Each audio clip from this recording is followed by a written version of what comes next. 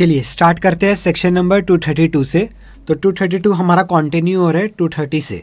तो section number 230 के अंदर हम क्या कर रहे थे, ट्राइब्यूनल को एप्लीकेशन दे रहे थे कि जी हम ये कॉम्प्रोमाइज़ या अरेंजमेंट करना चाहते हैं, तो हमारी सुन लो।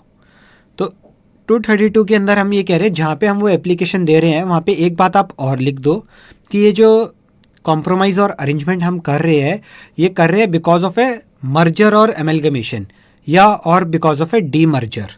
ठीक है, तो ये ए पार्ट में आपका मर्जर या एमलगमेशन की बात हम कर रहे हैं, और बी पार्ट में हम डी मर्जर की बात कर रहे हैं। देख लीजिए, पढ़ते हैं। Where an application is made to the tribunal under section 230 for sanctioning of a compromise arrangement and it is shown to the tribunal that compromise and arrangement has been proposed in connection with a scheme for the reconstruction of company involving merger or amalgamation। मतलब हम ये tribunal को clear कर रहे हैं कि जो हम करना चाहते हैं वो हम दो कंपनियों को आपस में मिला रहे हैं या कोई टेक ओवर हो रहा है, ना कि हम अपनी एग्जिस्टिंग कंपनी के अंदर हम ये कंपनी हमारी बर्बाद हो रही है या हमारे पास पैसे नहीं है, ऐसा कोई सीन नहीं है। सेकंड, अंडर दैट स्कीम, मतलब या तो ये बता दो कि भाई मर्जर एमलगमेशन हो रहा है या फिर डी मर्जर भी हो सकता है, भाई एक कंपनी के हम हिस्से करके दो पार्ट्स में डिवाइड कर रहे हैं। तो under that scheme whole or any part of undertaking property और liability of transferor companies transfer to transferee company or propose to be divided among and transfer to two or more companies, मतलब ये आपका D merger का case हो गया। तो आपको सबसे पहले तो ये बात एप्लीकेशन के अंदर साफ करनी है। उसके बाद अगेन क्या होता है, भाई जो ट्राइब्यूनल है वो मीटिंग करने के लिए ऑर्डर देगा। ओके, तो ऑन रिसीविंग एप्लीकेशन ट्राइब्यूनल में order meeting of creditor, class of creditor, member, class of member, as the case may be, and meeting to be called, held and conducted in such manner as tribunal directs and provision of section 230 subsection 3 to subsection 6 shall apply mutuatis mutandis। तो that means ये आपका हमने यहाँ पे provision में लिख दिया 232 के अंदर कि जब आप ट्राइब्यूनल को एप्लीकेशन देते हैं और ट्राइब्यूनल मीटिंग के लिए ऑर्डर करता है, उसके बाद जो आपका 233 से लेके 6 तक है वो सारे sections as it is apply हो जाएंगे। तो ये आपका नोटिस हो गया, देन आपका इसके अंदर वोटिंग हो गया, और एक आपका नोटिस टू सेक्टरल रेगुलेटर्स भी कवर हो गया। देख लेते हैं।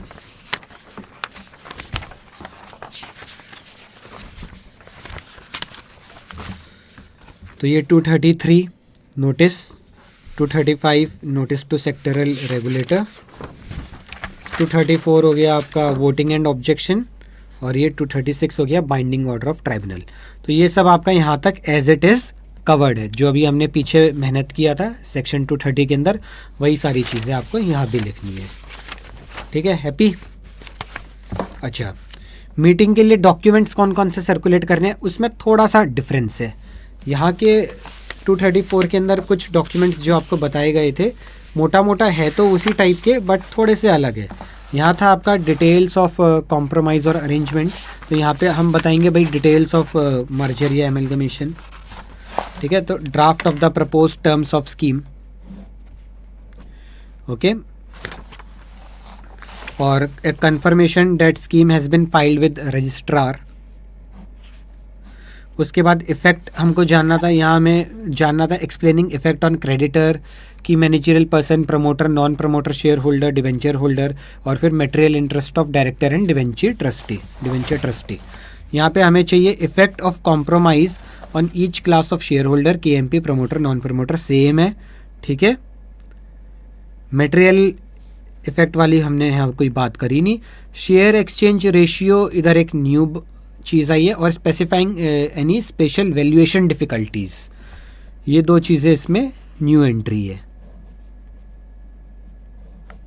फिर उसके बाद एक report of the expert with regard to valuation, तो ये वैल्यूएशन रिपोर्ट तो इधर भी हमने बता रखा है चाहिए।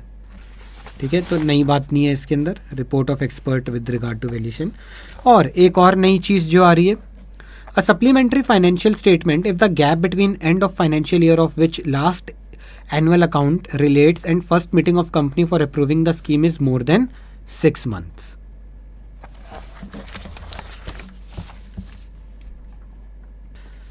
अब ये क्या कह रहे हैं, जैसे कि लेट से 31 मार्च 20 को कोई फाइनेंशियल ईयर एंड हुआ, ठीक है, और हम मीटिंग कर रहे हैं लेट से जून में, और अभी हमारे पास इसके फाइनेंशियल्स तो है नहीं, अभी ऑडिट ही नहीं हुआ तो फाइनेंशियल कहाँ से आएंगे।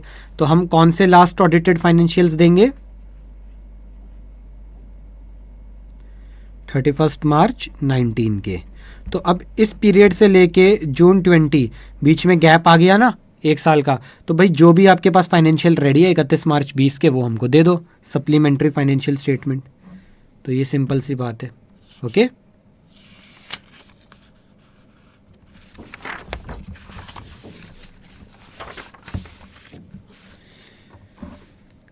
आगे, order of compromise arrangement by tribunal and effective date of scheme. तो ट्राइब्यूनल कब ऑर्डर करेगी भाई, जब ट्राइब्यूनल सेटिस्फाइड है कि सेक्शन 232 के अंदर जो प्रोसीजर दे रखा है वो कंप्लाई हो गया, प्लस एक ऑडिटर से सर्टिफिकेट मिल जाता है कि जो भी अकाउंटिंग ट्रीटमेंट है that is in conformity to accounting standards. तो if tribunal is satisfied that procedure specified in 232 has been complied and a certificate by companies auditor that accounting treatment is in conformity with accounting standard, तो फिर tribunal may sanction the compromise and arrangement and may make provision for certain other matters. तो ये बहुत important है, ये provision for certain other matters अभी हम यहाँ पे पढ़ने ही वाले हैं। ओके, तो इफेक्टिव डेट क्या रहेगी स्कीम की, effective date of scheme shall compromise or arrangement shall be deemed to be effective from an appointed date mentioned in the scheme. ठीक है, तो एक कोई अपॉइंटेड डेट हम स्कीम के अंदर मेंशन कर देंगे, डेट विल बी आपका अपॉइंटेड डेट, और any date subsequent to appointed date will not be considered. और इसके बाद एक और पॉइंट था आपका date of transfer. Date of transfer वो होगा भाई जिस दिन ये आपका सारा सामान इधर से उधर हो गया, तो वो पार्टीज़ आपस में डिसाइड करेगी। हम स्कीम भाई पहले तो आपका स्कीम आएगी, उसके बाद आप ये ट्रांसफ़र्स वगैरह करवाओगे ना, तो ये इस तरीके से है। Effect of an order of tribunal, तो ट्राइब्यूनल के ऑर्डर का इफेक्ट क्या होता है भाई, वो सबके ऊपर एप्लीकेबल हो जाता है। Where an order provide for transfer of any property liability, then by virtue of such order property shall be transfer to the transferee company and liability will become liability of the transferee company. तो property और liability ये दोनों transferee company को मिल जाएगी। इसके अलावा if the order so direct then such property transferred will be free from any charge by virtue of compromise and arrangement। अब लेट से कोई प्रॉपर्टी है वो बैंक को गिरवी थी, अब मैंने वो प्रॉपर्टी खरीद ली, तो ऑब्वियस सी बात है अब मैं बैंक को उसके पैसे दे दूंगा, ठीक है, या कुछ मेरा बैंक के साथ समझौता होगा, और अब बैंक का उसके ऊपर कोई लेना देना नहीं है, तो वही चीज़ है, that property transferred will be free from any charge. ठीक हो गया। अब हम ये करते हैं, ऑर्डर ऑफ ट्राइब्यूनल में make provision for following matters. अब इसके ऊपर काफ़ी क्वेश्चंस आते हैं, पहले ये हम पढ़ लेते हैं सारे मैटर्स को, उसके बाद हम इसके क्वेश्चंस देखेंगे। तो अभी तो आपका वैसे एक तरीके से देखूं तो सेक्शन 232 यहाँ पे कंप्लीट हो गया, बस एक ये ऑर्डर्स छोड़ दो तो इतना सही है सेक्शन 232। तो पहला आपका ऑर्डर है डेट ऑफ ट्रांसफ़र। तो डेट ऑफ ट्रांसफ़र डिसाइड करेंगी पार्टीज़। अगर पार्टी आपस में डिसाइड नहीं कर पा रही तो फिर ट्राइब्यूनल इन राइटिंग लिख के देगा।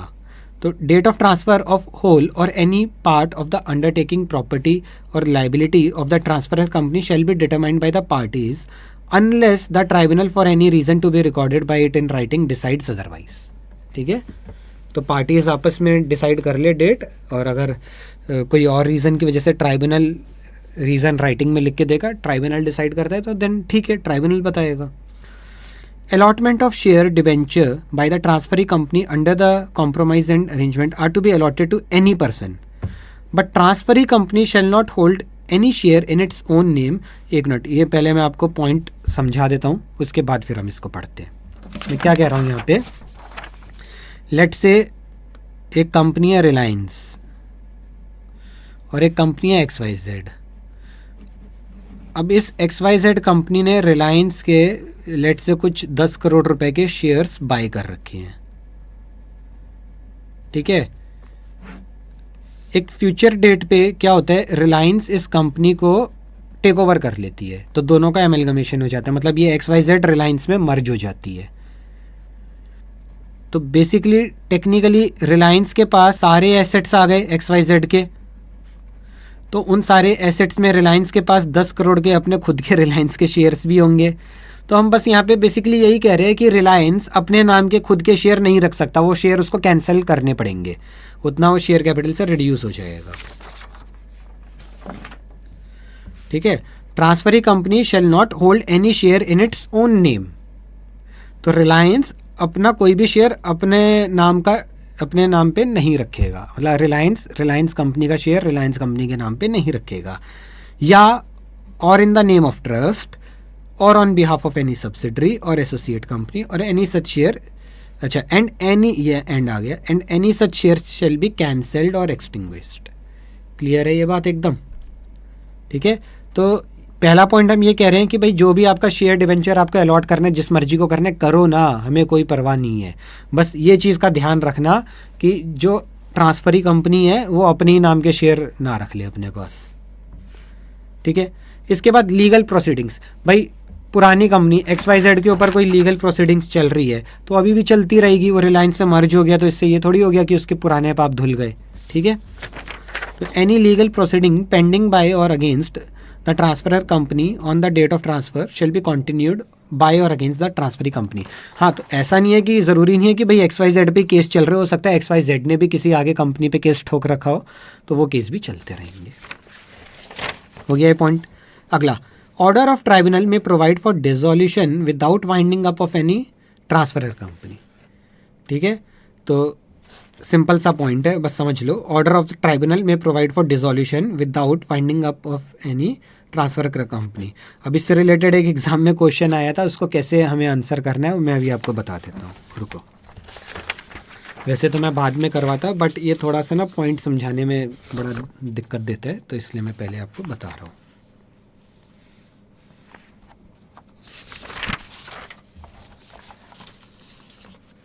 हाँ, ये देखो, answer the following with reference to a scheme of amalgamation of company explaining the relevant provision of the companies act. क्या पॉइंट है? पहला पॉइंट तो हम बाद में करते हैं, सेकंड पॉइंट पढ़ो। When will the tribunal order dissolution of the transferor company? क्या है सवाल? When will the tribunal order dissolution of the transferor company?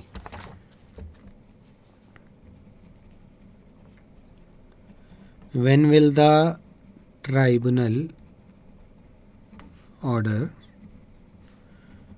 dissolution of the transferor company। अब आपको क्या लिख के आना है आंसर में?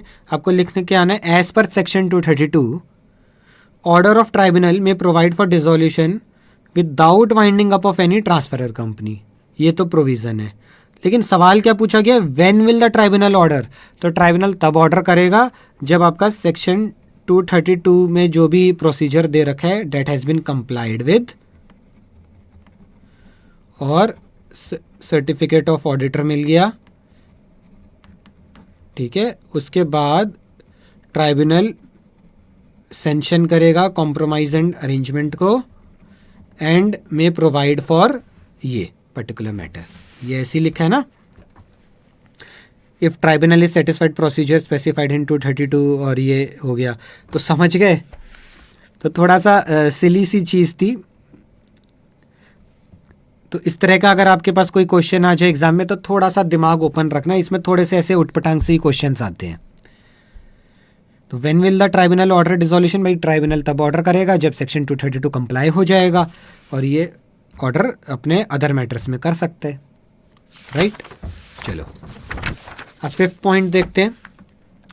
Provision to be made for person who dissent from compromise and arrangement. Dissenting share holder के बारे में हम 235 में पढ़ेंगे, और उनसे रिलेटेड प्रोविजन ट्राइब्यूनल बना सकता है within such time as and manner as the tribunal direct. तो ट्राइब्यूनल ही बोलेगा ना कि भैया इनका क्या करना है, बताओ हमको। NRI होल्डर, तो where share capital is held by NRI under FDI norms or guideline specified by central government or in accordance with any other law.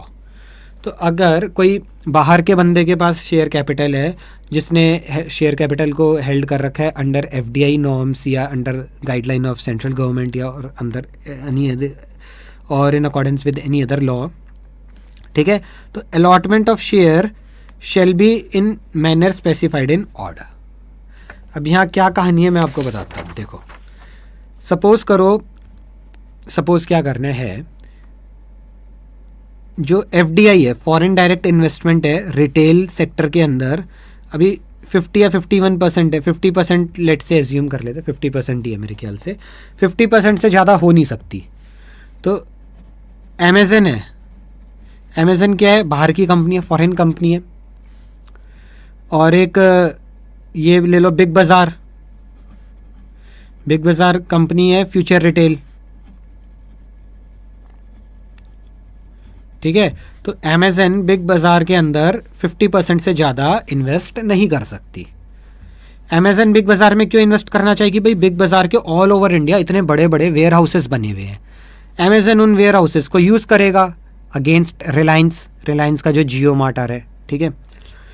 अब अमेज़न को पूरा कंट्रोल चाहिए बिग बाज़ार पे, पूरा तो मिलने से रहा क्योंकि इंडियन गवर्नमेंट का रूल है 50% का।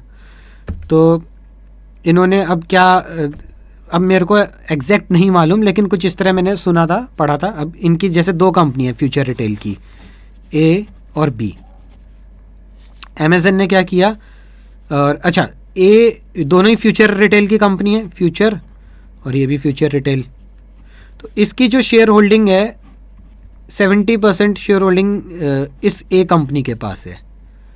तो अमेज़न ने बी के अंदर 50 कर लो इसको एक बार, 50% शेयर होल्डिंग ए के पास है और 50% अमेज़न को बेच दी। और अमेज़न ने क्या किया, 50% इसकी भी खरीद ली ए की। तो अब टेक्निकली इसके अंदर ये 50 प्लस ये 50 का 50 25, तो 75% अमेज़न की इसमें हो गई इनडायरेक्टली। तो ये क्या है, लूप होल का फ़ायदा उठा रहे हैं कानून का। भाई हमने बोला है कि 50% से ज़्यादा आपकी होनी नहीं चाहिए, आप ऐसे बदमाशी कर रहे हो कि इस कंपनी के अंदर एक और कंपनी पे शेयर है, उसके आपने ख़रीद लिए, इसके आपने ख़रीद लिए, अब इनडायरेक्टली तो आप पे 75% का कंट्रोल आ गया। तो ये सब चीज़ें इस तरह से बोल रहे हैं कि भाई इस तरह की कोई बात हो रही है ना कि FDI नॉर्म्स को वायलेट किया जा रहा है या कोई इस तरह से बात हो रही हो, तो ट्राइब्यूनल उसका ऑर्डर देगा, ट्राइब्यूनल बताएगा क्या करना है। तो जब ये जाएंगे मर्जर है इसके लिए, एमलगमेशन के लिए, तो इनका होगा अभी मैटर कोर्ट के अंदर या जो भी है, ओके। उसके बाद है आपका अगला point, transfer of employ of transferor company to the transferee company.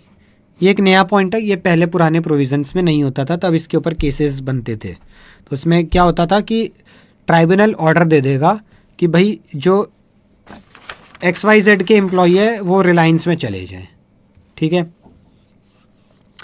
पहले ऐसा कुछ होता नहीं था, तो जो XYZ के एम्प्लॉई है वो XYZ पे केस डाल देते थे कि भैया तुमने हमें नौकरी से कैसे निकाल दिया। लेकिन अब है कि हम कह रहे हैं भैया हम तुमको नौकरी से नहीं निकाल रहे, लेकिन ये कंपनी बंद हो गई है, अब ये कंपनी चली गई रिलायंस में, अब तुम रिलायंस के यहाँ नौकरी कर लो। अभी भी अगर तुमको इच्छा नहीं है करने की, कहीं और करना है तो कहीं और करो। तो where such order is passed by the tribunal, such transfer of service of employ will be considered as a result of operation of law and no agreement or contract is required between new company and employee. If worker refuse to join, then they shall not be entitled to receive any compensation. तो ये important है, इसके ऊपर question आता है।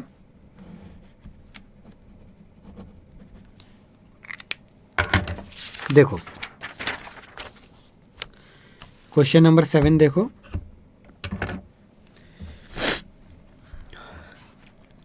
ABC Limited was amalgamated and merged in XYZ Limited. Some worker of ABC refused to join as worker of XYZ and claim compensation for premature termination of services. XYZ resist the claim on the ground that their services are transferred to XYZ Limited by order of amalgamation and merger.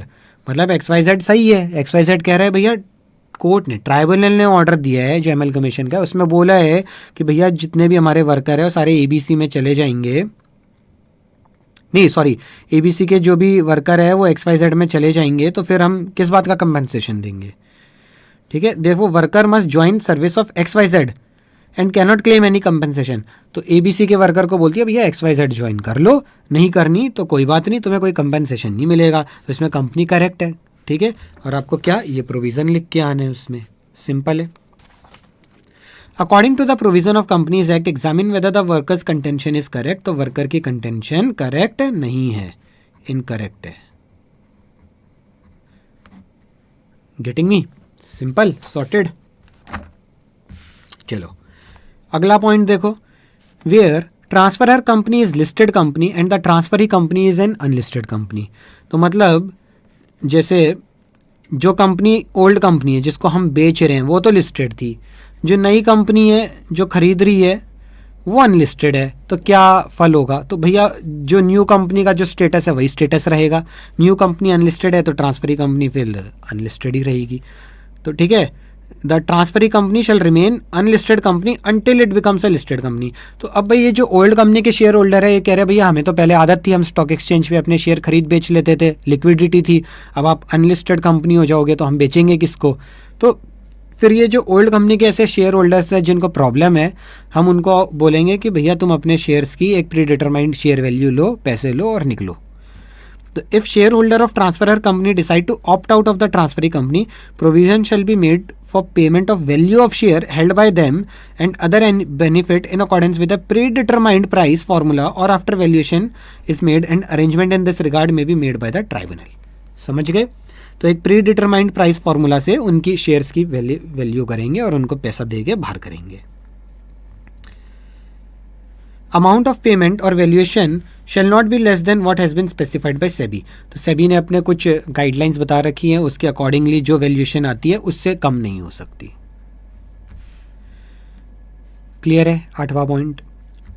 अब इनसे question आ सकते हैं, नए points हैं आपके लिए, अभी तक क्वेश्चन आई नहीं है बट इन फ्यूचर आ सकते हैं। अगले आपका फी इन ऑथराइज शेयर कैपिटल। अब देखिए क्या है कहानी। लेट से कि ए कंपनी है, बी कंपनी है, इसका था ऑथराइज शेयर कैपिटल 10,000 करोड़, इसका था ऑथराइज कैपिटल 5,000 करोड़। इसने 10,000 करोड़ में लेट से अभी सिर्फ 7,000 करोड़ के ही शेयर इशू कर रखे हैं। इसने 5,000 करोड़ में लेट से अभी सिर्फ 3,000 के ही शेयर इशू कर रखे हैं। अब ये बी मर्ज हो गई ए में, तो ए को अपना थोड़ा सा तो बढ़ाना होगा। ठीक है, तो ए ने क्या किया? ए ने किया कि भैया मैं अपनी ऑथराइज कैपिटल अब 10,000 करोड़ से बढ़ा के 15,000 करोड़ कर देता हूँ। ठीक है, और इनको भी कुछ अपनी कंपनी के शेयर्स देगा, बांट देगा करके। तो अब ए को आरओसी को कुछ फीस पे करनी पड़ेगी कि पहले भाई 10,000 करोड़ थी, अब मैं 15 कर रहा हूँ, तो जो मैं 5,000 करोड़ से इंक्रीज कर रहा हूँ अपनी ऑथराइज कैपिटल, उसके ऊपर आरओसी मेरे से फीस मांगेगी।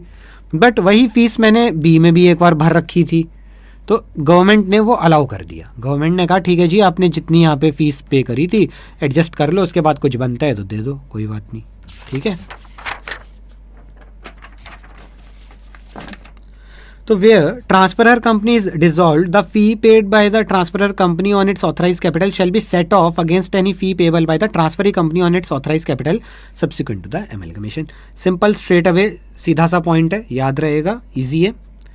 उसके बाद है such incidental consequential and supplemental matter which can be considered necessary to secure that the merger is fully and effectively carried out. तो यहाँ पे हमने अदर मैटर्स को पकड़ लिया।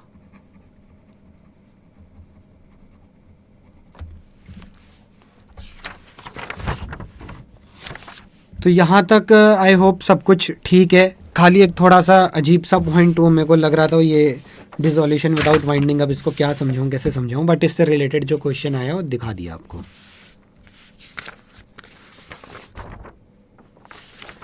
भाई ये है कि लॉ में कोई भी कंपनी बिना वाइंडिंग अप का प्रोसेस फॉलो किए, जो अभी हम आगे के चैप्टर्स में पढ़ेंगे, डिसॉल्व नहीं हो सकती। बट यहाँ पे एक एक्सेप्शन हो गया उस बात का कि हम वाइंडिंग अप का प्रोसेस फॉलो नहीं कर रहे और उस कंपनी को हम डिसॉल्व कर रहे हैं। ठीक है, तो वो एक एक्सेप्शन यहाँ पे आ गई, इसको ऐसे समझ लो। तो ये आपके हो गए ऑर्डर ऑफ ट्राइब्यूनल। अब इसके बाद आगे क्या है, document to be filed with ROC. तो जो भी ऑर्डर आएगा 30 दिन के अंदर आरओसी में फाइल कर दो। तो every company in relation to which order is made shall file a certified copy of order of tribunal with the ROC within 30 days of the receipt of order. तो ये तो procedure का part है, इसमें कोई नई बात नहीं है। जब भी आपको 230 या 232 का प्रोसेस लिखने को आए, प्लीज़ ये लास्ट क्लोजिंग लाइन्स होती हैं, इनको ज़रूर लिख के आना कि हमको आरओसी में ये पार्ट ऑफ प्रोसेस है। ठीक है, आपके नंबर कट जाएंगे बेकार बात में अदरवाइज, राइट। मतलब ये है पिक्चर ख़त्म हो गई और वो दी एंड का जो टाइटल है वो आप देना लिखना भूल गए और उसके नंबर कट गए, इस तरीके से कुछ हो जाएगा। उसके बाद ये क्या है, until the completion of the scheme it shall be duty of every company in relation to which order is made to file a statement in such form and with such time with the ROC every year duly certified by CA, CS या CWA in practice indicating whether the scheme is being complied with in accordance with order of the tribunal. तो जब तक ये scheme आपकी complete नहीं होती, हर साल ख़त्म होते ही जो भी आपका फाइनेंशियल ईयर ख़त्म होता है आपको CA से सर्टिफाई करा दो कि भैया जो भी हमारा, क्योंकि इतना बड़ा कोई मर्जर वगैरह हो रहा होता है, एक दिन में नहीं हो पाता, इट टेक्स टाइम, ठीक है। तो जो भी है ऐसा ना हो कि भाई हम उसको ड्रैग करते रहे 1 2 3 साल तक और तब तक स्कीम में जो बोला था और कंपनी ने कर कुछ और दिया। तो हम एक तरीके से ये मॉनिटर बिठा रहे हैं कि जो भी ट्राइब्यूनल ने स्कीम ऑर्डर लिख के दिया है उसी तरीके से फॉलो किया जा रहा है कि नहीं। कोई कॉन्ट्रावेंशन होगा तो कंपनी को फ़ाइन लगेगा 1 लाख से 25 लाख का, और कंपनी के ऑफिसर्स 1 साल तक जेल जा सकते हैं और फाइन लग सकता है 1 लाख से 3 लाख, और बोथ मतलब 1 साल तक जेल या ये 1 से 3 लाख का फ़ाइन, ठीक है। तो ये आपका यहाँ पे फिनिश हो गया सेक्शन नंबर 232। चलिए अब इसके क्वेश्चंस देखते हैं।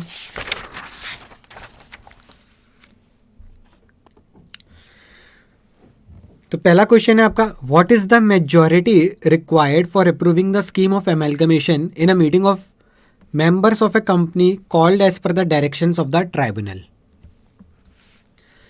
Is the scheme to be approved by preference shareholder? तो क्वेश्चन क्या पूछा इन्होंने, what is the majority required in a meeting of members, ठीक है। Is the scheme to be approved by preference share holder. तो अब एक बात बताओ, प्रेफरेंस शेयर होल्डर क्या मेंबर नहीं होते कंपनी के? होते हैं ना। तो डैट मीन्स कि उनकी भी अप्रूवल चाहिए। हाँ, क्या होता है कई बार मीटिंग जो होती है ऐसा भी हो सकता है कि कोई एक पर्टिकुलर क्लास ऑफ मेंबर्स की हो रही हो, लेट से सिर्फ प्रेफरेंस शेयर होल्डर्स की मीटिंग हो रही हो तो उसमें इक्विटी वालों का क्या काम, या हो सकता है सिर्फ इक्विटी शेयर होल्डर्स की मीटिंग हो रही हो तो उसमें प्रेफरेंस शेयर होल्डर्स का क्या काम, ठीक है। तो अगर डिफरेंट क्लास ऑफ मेंबर्स की मीटिंग हो रही है तब तो फिर कोई ज़रूरत नहीं है, बट अगर एक कॉमन मेंबर्स हैं, कंपनी के जितने भी मेंबर्स हैं उनकी मीटिंग हो रही है, then yes in that case preference share holder का अप्रूवल चाहिए। और उसके अलावा क्या है आपका मेजॉरिटी, क्या है वही आपका जो बाइंडिंग ऑर्डर उसमें पढ़ा था ना हमने, मेजॉरिटी इन नंबर होने चाहिए और 3/4 इन वैल्यू होने चाहिए। ये आपको लिख के आना है।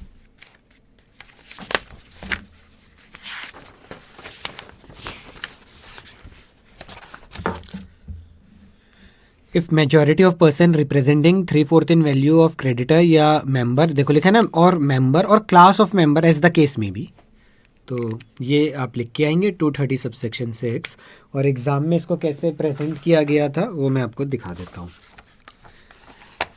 ये क्वेश्चन अभी आपका आया था May 19 में,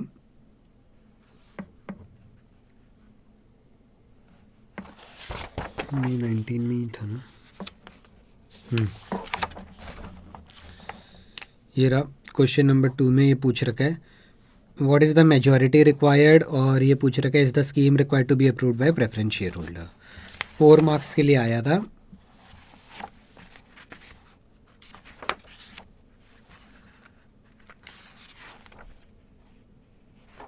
हाँ, तो यहाँ से इसका आंसर लिखना शुरू किया है। According to 230 subsection 3 where a meeting is proposed to be called in pursuance of an order of tribunal, a notice of such meeting shall be sent to all creditor, class of creditor, to all member या class of member, ठीक है। पहले तो इन्होंने notice का point उठा लिया, ज़रूरत नहीं थी फिर भी। Where at a meeting majority of person representing 3/4 in value of creditor या class of creditor, member, class of member as the case में be, voting in person by proxy. ये आपका वो 230 सबसेक्शन 6, ये नहीं लिखा है यहाँ पे इन्होंने, ठीक है। ओके, अब प्रेफरेंस शेयर के ऊपर आते हैं। As the expression used is member, not only holders of equity share holder but also preference share holder will have to be taken into account, ठीक है। तो अगर सिर्फ मेंबर लिख रखा है तो इसका मतलब इसमें सारे ही हो गए। लेकिन आगे क्या लिखा है, और if the meeting of holder of preference share holder and equity shares are ordered by tribunal to be held separately, तो फिर सेपरेटली काउंट करो। The 3/4 of each class will have to be assented separately. Okay, फिर एक point इन्होंने और बता दिया जो आपका ये प्रेफरेंस शेयर होल्डर से रिलेटेड हमने पढ़ा था सेक्शन 230 के अंदर ही, ये ए वाला, where compromise arrangement provide for conversion of preference share into equity share. तो इनको ऑप्शन दिया जाएगा to obtain arrear of dividend in cash or in equity share. वही बात यहाँ लिख दी, where the compromise arrangement provide for conversion of preference share into equity share, such preference shareholders shall be given an option to either obtain arrear of dividend in cash or accept equity share equal to value of dividend payable। तो ये point भी please लिख देना इस तरह आए तो, otherwise ये लोग नंबर काट देते हैं। हो गया ये क्वेश्चन।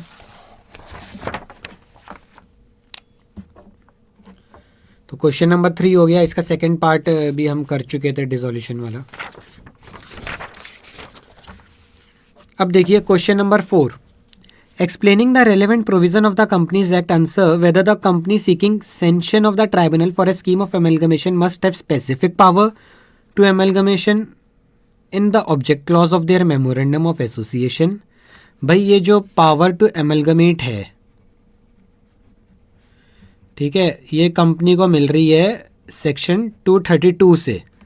जब कोई पावर कंपनी को लॉ से ही मिल रही है तो ऑब्जेक्ट क्लॉज में उसका लिखा या ना लिखा होने का क्या मतलब है? ऑब्जेक्ट क्लॉज में तो हम वो चीज़ें लिखते हैं हम जिसका बिजनेस करना चाहते हैं। भाई हमारा बिजनेस ये थोड़ी है कि रोज़ सुबह उठो और किसी दूसरी कंपनी के साथ जाके मर्ज हो जाओ, ये हमारा बिजनेस नहीं है। ये एक हमें पावर दी गई है कंपनी एक्ट द्वारा ही अंडर सेक्शन 232, ठीक है। तो फिर इसका मतलब ये हो गया कि ऑब्जेक्ट क्लॉज में ऐसी हमें कोई पावर की रिक्वायरमेंट नहीं है। ये जो पावर है ये तो हमको सेक्शन 232 से मिला है, बस इतना लिख के आओगे। अगला देखते हैं, in the context of judicial ruling in the matter of merger answer the following, whether transferor company is justified in excluding assets held on lease and license agreement from those transferred to the transferee company। अब ये क्या कह रहे हैं, merger का case है और ये कह रहे हैं जो ट्रांसफरर कंपनी है, मतलब जो नई कंपनी है, सॉरी ट्रांसफरर तो ओल्ड हो गई ना, ट्रांसफरर हो गई आपकी ओल्ड कंपनी। तो जो ओल्ड कंपनी है, is it justified in excluding assets held on lease and licence arrangement from those transfer to the transferee company. अब मैं आपको समझाता हूँ क्या बात हो रही है।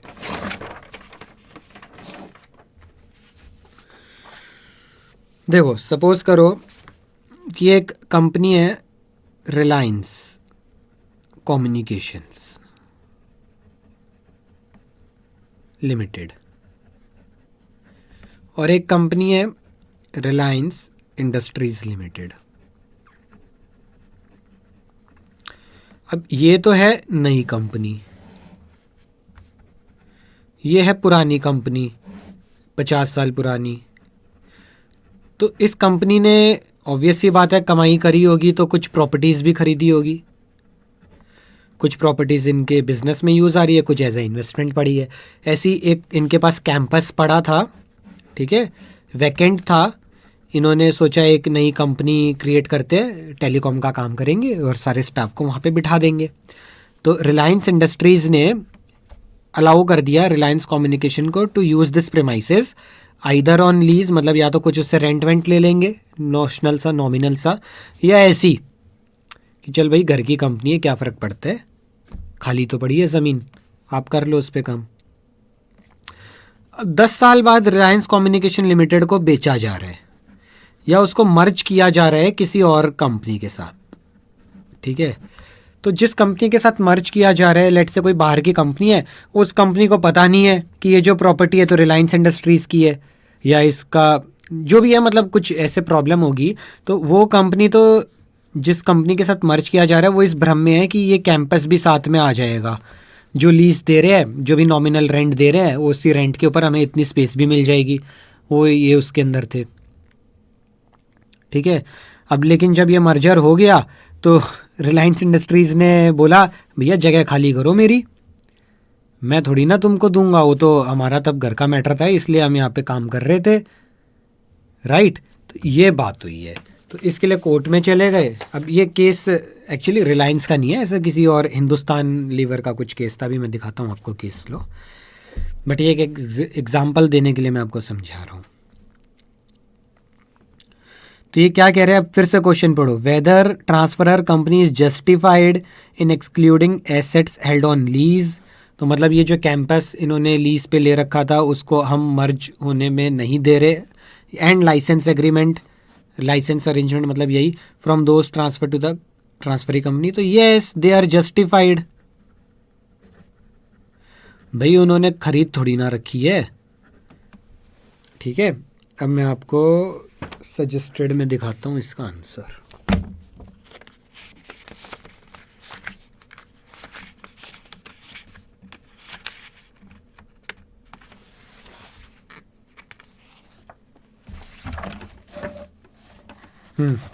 ये पढ़ो, नवंबर 18 में आया था। Excluding assets held on lease and licence agreement. तो केस है as per the decided case law Hindustan Lever employee union versus Hindustan Lever limited. The court said assets held on lease and licence arrangement were neither transferable nor heritable. तो ये assets ना तो transferable है ना ही heritable है। They are in nature of a personal privilege and therefore transferor company is justified. ठीक है, तो जो मैंने आपको यहाँ पे कैसे एग्जांपल दिया कि भाई ये जो कैंपस है रिलायंस इंडस्ट्रीज़ ने रिलायंस कम्युनिकेशन को काम करने के लिए दिया था, तो ये ना तो ट्रांसफरेबल है ना हेरिटेबल है। और ये जो काम करने को दिया था this is a personal privilege, this is in nature of personal privilege. मेरे को तब इच्छा थी, मैंने रिलायंस कम्युनिकेशन को काम करने के लिए देना था, मैंने दे दिया। अब मेरी इच्छा नहीं है, मैं क्यों दूँ, मैं कोई दूसरा काम करूँगा। कंपनी तो मैं अपनी बेच चुका, आपकी दूसरी कंपनी के साथ वो मर्ज हो गई, राइट। तो इसको ऐसे आप समझिए। अब ये क्या है, ये प्रोविज़न कहीं पे आपका सेक्शन 232 के अंदर दिखेगा नहीं, अलग सी है चीज़ें। तो ये पर्टिकुलर चैप्टर से ना मेरे को थोड़ा सा यही एक दिक्कत है भाई, जो प्रोविज़न साफ साफ सामने दे रखा है उधर से तो आप क्वेश्चन पूछ नहीं रहे, दुनिया जहाँ के उठा के घुमा फिरा के उल्टे उल्टे क्वेश्चन पूछ रहे हो। जैसे ये पावर टू एमलगमेट कहाँ होती है, ऑब्जेक्ट क्लॉज में तो होती नहीं, ठीक है। तो ये एक भाई इसका सेक्शन 232 से प्रोविजंस नहीं पूछ रहे ना आप 232 के, एक जनरलाइज से क्वेश्चन है। ऐसी है कि ये क्वेश्चन है, ये थोड़ा लैंग्वेज में आदमी यहाँ मार खा सकता है कि भैया ये था किधर, ये आउट ऑफ कोर्स जैसा लगेगा क्वेश्चन। ओके, वर्कर वाला तो चलो ठीक था। और एक यहाँ पे भी ये आपका when will tribunal order dissolution, भाई ये क्या टाइप का क्वेश्चन है। ट्राइब्यूनल ऑर्डर डिसोल्यूशन, जब वो सेक्शन 232 कंप्लाई होगा तभी तो ट्राइब्यूनल अपना ऑर्डर निकालेगा, और उस ऑर्डर के अंदर अदर मैटर्स में ये मैटर भी हो सकते हैं। तो थोड़े से ना मज़ेदारी वाली चीज़ नहीं है, मतलब इसलिए मैं आपको कह रहा था कि इस चैप्टर के ऊपर इतना ज़्यादा दिमाग मत लगा देना, पता चले एग्जाम में कोई ऐसा और वापस से नया क्वेश्चन आ जाए, आपको समझ में ही ना आए इसका आंसर क्या करना है। थोड़ा सा टैक्टफुली आपको रहना है इस चैप्टर के अंदर। ओके, तो बेसिक से क्या चीज़ है, एक तो आपको प्रोसीजर मालूम होना चाहिए, और एक वो आपका 230 सबसेक्शन 6 के अंदर है कि मेजॉरिटी क्या होती है, majority in number and 3/4 in value, वो पर्टिकुलर लाइंस को रट्टा मार लेना। तो इतना करके चलना, प्लस ये 232 के अंदर अदर मैटर्स हैं, इनको पढ़ के जाना। मतलब बहुत ज़्यादा दिमाग मत ख़राब करना अपना इस चैप्टर के लिए। चलो question number 6। Hi-Tech Engineering Limited, engaged in the business of engineering, construction and cement manufacturing, decide to concentrate on its core business of engineering and hive off मतलब demerged cement business in favor of Premier Cement Limited. State the step to be taken by Hi-Tech to give effect to proposed demerger under the provision of Companies Act. तो पूरा section 232 with 230 के subsection 3 से लेके 6 तक आपको लिखना है, plus and में जाते जाते आरओसी को 30 डेज में फाइल करना है, वो बात भी लिख के आनी है। ओके, और डीमर्जर का पॉइंट है तो ये चीज़ तो स्पेशली लिख के आना, ये वाली लाइन, ये डीमर्जर के लिए ये कि 232 में अलाउ कर रखा है। बस इतनी सी बात है कि जो हमने ट्राइब्यूनल को एप्लीकेशन दिया उसमें हमको उनको ये शो करना है कि हम अपने होल या पार्ट ऑफ अंडरटेकिंग को ट्रांसफ़र कर रहे हैं, स्प्लिट कर रहे हैं या डिवाइड कर रहे हैं 2 और मोर कंपनीज में। ओके, देन ये सब लिख दो। ये तो आपने पढ़ ही लिए थे, मतलब आपने देखा ना प्रोसेस भी आता है लिखने को। कब कब आया था देखो, बहुत पुराने टाइम्स में ही आया था, लेकिन पुराना क्या टाइम है, मई 2008 में तो मैंने ही पेपर दिया था। तो 3 बार पूछा है इधर, यहाँ पे भी प्रोसेस पूछा गया है। ये देखो, ये जो क्वेश्चन नंबर 2 था, मई 17, मई 3, नवंबर 14। प्रोसेस पूछते रहते हैं, आपको नॉलेज होनी चाहिए। आ सकता है 230, 232 प्रोसेस पूरा पूछा अभी भी जा सकता है। हो सकता है 8 नंबर का पूछ ले, हो सकता है 4 नंबर का पूछ ले, राइट। चलिए, सेक्शन 232 मेरा यहाँ पे कंप्लीट होता है। एक और स्टडी मटेरियल में और नज़र मार लेते हैं फटाफट, just to build up our confidence कि यस हो गया। ये रहा merger and amalgamation of company 232। तो यहाँ पे वही चीज़ आ रही है, where an application is made करके। तो हमको उनको शो करना है कि जो कॉम्प्रोमाइज़ या अरेंजमेंट है, that is in nature of merger या एमेलगमेशन या इन नेचर ऑफ डी मर्जर। फिर ये लिख रखा है यहाँ पे कि भाई ये आपके 233 और 6 सारा एज इट इज़ आपका लग रहा है। फिर ये circulation of information for the meeting, तो नोटिस के साथ अपने को क्या क्या देना है वो यहाँ पे लिखा है, ये मैंने आपको करा दिया था। फिर ऑर्डर ऑफ ट्राइब्यूनल में 10 मैटर्स और हैं। यहाँ पे देखो इन्होंने कितना अच्छा डायग्राम बना के बताया है। ये सब हमने पढ़ लिए एक एक करके। ओके, ये सब अभी हमने किया है, इसमें मुझे नहीं लगता कोई दिक्कत है। हो सकता है एग्ज़ाम में और जो मैटर जो क्वेश्चन आए, नए क्वेश्चंस आए, थोड़ा इस तरीके से आए, ट्विस्ट करके आए, तो बस आप अपना थोड़ा कॉमन सेंस ऑन रखना। ओके,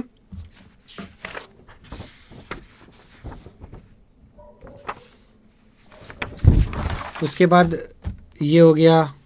आगे के पॉइंट्स ये भी हमने वहाँ पढ़ लिए थे कि 30 डेज़ में फ़ाइल करना है, और इफ़ेक्टिव डेट ऑफ स्कीम हमने पढ़ लिया था कि पार्टीज डिसाइड करेगी। ठीक है, तो सॉरी, इफ़ेक्टिव डेट नहीं, date of transfer parties decide करेगी। इफ़ेक्टिव डेट तो आपका उसमें अपॉइंटेड डेट लिखा होता है।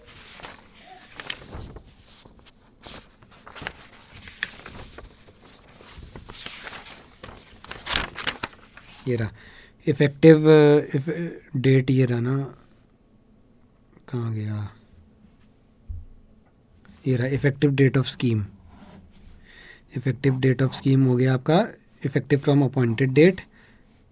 ठीक है, any date subsequent to appointed date shall not be considered. तो यही सारी बातें हैं। कॉन्ट्रावेंशन के केस में मैंने बता दिया 1 से 25 लाख का फ़ाइन है कंपनी को, और 1 से 3 लाख का फ़ाइन है ऑफिसर्स इन डिफ़ॉल्ट को, या 1 साल की जेल है, या दोनों। ठीक है, बस फिनिश सेक्शन नंबर 232। अब इसके बाद हम करेंगे, ये कर चुके इंट्रोडक्शन, ये हो गया 231 हो गया, ये हो गया। अब मैं आपको करवाऊँगा ये फॉरेन कंपनी वाला 234, और फिर मैं आपको करवाऊँगा सेंट्रल गवर्नमेंट वाला, क्योंकि इनसे भी क्वेश्चंस ठीक ठीक फ्रिक्वेंसी है आने में। इसके अलावा आपके जो बाकी के सेक्शंस हैं वो भी मैं करवाऊँगा, बट बहुत शॉर्टकट में फटाफट स्पीड से कराऊँगा। इस तरह डिटेल एक एक चीज़ करके नहीं समझाऊँगा, मतलब जितना मेरे को ठीक लगता है उतना मैं आपको बता दूंगा, आप बस उसको उतना गो थ्रू कर लेना। ओके, चलिए अगली वीडियो के अंदर हम स्टार्ट करेंगे सेक्शन नंबर 234।